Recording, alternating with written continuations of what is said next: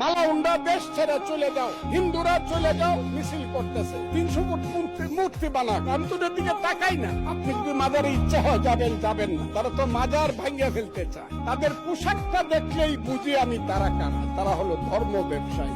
প্রত্যেকদিন স্লোগান হচ্ছে এইটা চাই না, ওইটা চাই না, মারামারি, শাহবাগ, পলাশবাড়ি। সেই পলাশবাড়িতে দেখা যাচ্ছে 81 ফুট রাম মন্দির হচ্ছে, আর প্রত্যেক দিন মিছিল হচ্ছে। রাম মন্দির চাই না, মালাউন্ডা দেশ ছেড়ে চলে যাও, হিন্দুরা চলে যাও, মিছিল করতেছে। তাদের পোশাকটা দেখলেই বুঝি আমি তারা কারা। সেই পোশাকি লোকজনের সংখ্যা এখন বেড়ে গেছে, এমন বাড়ছে যে তারা পৃথিবীর কোন সভ্যতা, সংস্কৃতি, কোন কিছু শুনতে চায় না, কোন কথা শুনতে চায় না। ধর্মকে নিয়ে শুধু ব্যবসা করতে চায়। তারা হলো ধর্ম ব্যবসায়ী।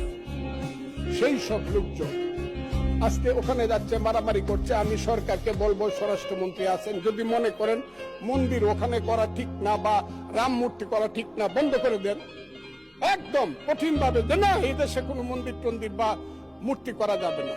কিন্তু আমি মনে করি ওই 100 না 300 ফুট মূর্তি বানাক, আমি মুসলমান, আমার কি আইলে গেল, আমি তোদের দিকে তাকাই না। আমি প্রয়োজনে 25 তলা মসজিদ করব, অসুবিধা কি?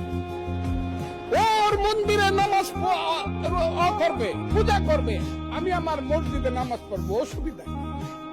একসাথে কি আমরা থাকবো না? ওরা কি 9% মানুষ, 1.5 কোটি মানুষ, ওরা কি থাকবে না? দেশের এদের দেশ। 14 পুরুষ আগে তো এদেরই দেশ ছিল। এটা 1204 খ্রিস্টাব্দের আগে এইখানে হিন্দু এবং বৌদ্ধদের দেশ ছিল। আমরা তো এইখানে কিভাবে আসছি?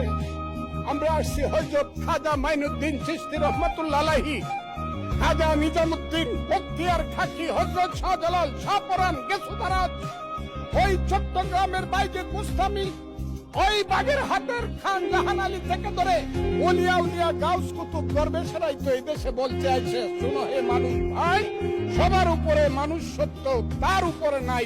তার নাম হইল সুফিবাদ। সেই সুফিবাদকে তো তারা মানে না। তারা তো মাজার ভাঙিয়ে ফেলতে চায়, তারা তো আগুন দিয়া পুড়িয়ে দিতে চায়। মৌলানা মৌলভী সাহেবদেরকে আমি শ্রদ্ধা করি, কিন্তু পীর সাহেবদের দোষটা কি? যে কুষ্টিয়াতে কুপায় মারলেন কেন? ফরিদপুরে আগুন জ্বালায় মারলেন কেন? শাহজালালের মাজার ভাঙ্গার জন্য আমার এক ভাই 4 কোটি টাকা ঘোষণা করে কেন? এখানে মাজার থাকবে। আপনি যদি মাজারে ইচ্ছা হয় যাবেন, যাবেন না। আপনি আহলে হাদিস করবেন, করেন।